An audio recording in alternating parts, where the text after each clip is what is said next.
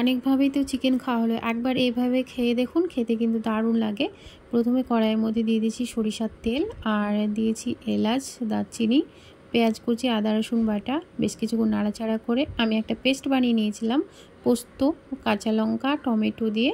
তো সেটাও দিয়ে ভালো করে কষিয়ে নেওয়ার পরে ওতে একে একে গুঁড়ো মশলাগুলো দিয়ে দেবো। জিরে গুঁড়ো, হলুদ গুঁড়ো, লঙ্কার গুঁড়ো, স্বাদ মতো লবণ, গোলমরিচের গুঁড়ো, জাস্ট আর কিছুই লাগবে না।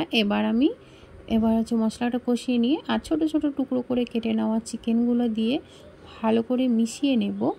বেশ কিছুক্ষণ মিশিয়ে নেওয়ার পরে তারপরে উপর থেকে একটু টমেটো কুচি দিয়ে দিলাম, আবারও মিশিয়ে নিয়ে এবার ঢাকনা দিয়ে ঢেকে রাখবো চিকেনটাকে সেদ্ধ হওয়া পর্যন্ত। আর আমি ঢাকনাটা খুলে আবারও নাড়াচাড়া করে নেব। আর চিকেন থেকে যে পানিটা বেরোবে সেটা দিয়ে কিন্তু এই চিকেনটা কষানো হয়ে যাবে। তো ভালো করে আবারও মিশিয়ে নিয়ে উপর দিয়ে এবার দিয়ে দেবো একটু টমেটোর চাটনি। আমি এটা বাড়িতেই তৈরি করেছিলাম, সেটাই দিলাম। আর দিলাম একটু টক দই। টক দইটা ভালো করে ফেটিয়ে নিয়ে তারপরে কিন্তু দিতে হবে। আর ভালো করে মিশিয়ে নেব।